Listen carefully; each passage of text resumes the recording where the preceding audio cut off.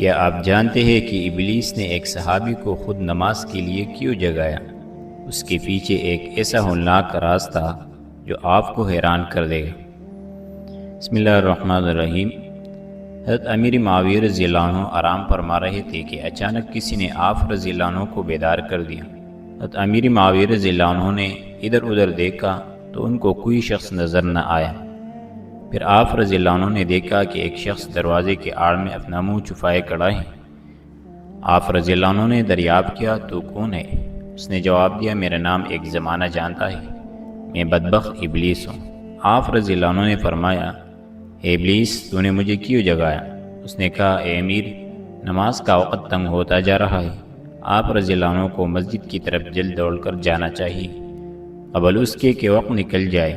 آپ رضی اللہ عنہ نے فرمایا ہرگز یہ غرض تیری نہیں ہو سکتی کہ تو خیر کی طرف بھی رہنمائی کرے۔ میرے گھر میں چور کی طرح گھس آیا اور کہتا ہے کہ میں پاسبانی کرتا ہوں، بھلا میں چور کی بات پر کیسے یقین کر سکتا ہوں اور تو میرا بھی خواہ ہو سکتا ہے؟ ابلیس نے کہا ہم بھی فرشتوں میں شامل رہے ہیں اور اطاعت کے راستے کو دل و جان سے طے کر چکے ہیں۔ سفر کرتے ہوئے کوئی خواہ کہیں چلا جائے، وطن کی محبت اس کے دل سے کب جا سکتی ہے؟ ہم بھی خدا کی دریائے رحمت سے پانی پی چکے ہیں اور اس کی رضا کے باغ کے سیر کر چکے ہیں کہ بھی ہم بھی اس کی درگاہ کے عاشق تھے۔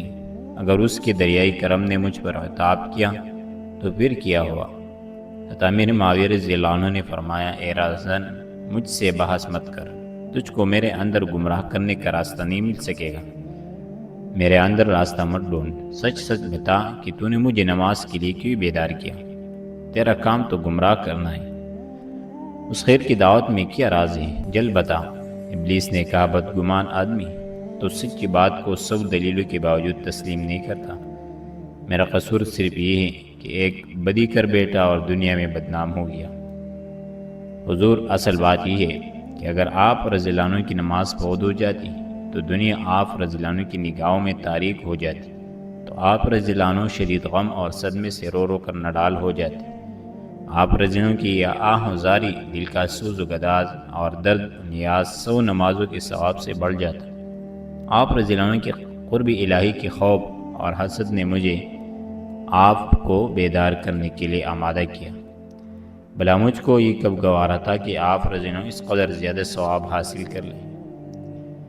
آپ رضی اللہ عنہ کو جگانے کا باعث میرا یہی جذبہ حسد تھا۔ میں نے اس خوف سے آپ کو بیدار کر دیا تاکہ آپ رضی اللہ عنہ کی آہ بقا مجھے جلا نہ دے۔ میں انسان کا حاسد ہوں، میں اس کا بھلا کیسے سوچ سکتا ہوں؟ اسی حسد سے میں نے ایسا کیا ہے۔ میں انسان کا دشمن ہوں، میرا دل یہ کیسے گوارا کرے کہ اسے کوئی فائدہ پہنچے؟ حضرت امیر معاویہ رضی اللہ عنہ نے فرمایا ہاں اب تو نے اصل بات بتائی۔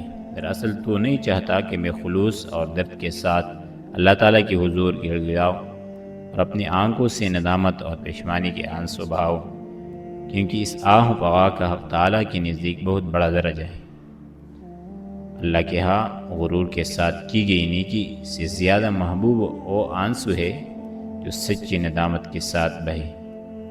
اس سبق آموز واقعے کو اپنے دوستوں کے ساتھ ضرور شیئر کریں تاکہ ہر کوئی ابلیس کے اس جال سے بچ سکے۔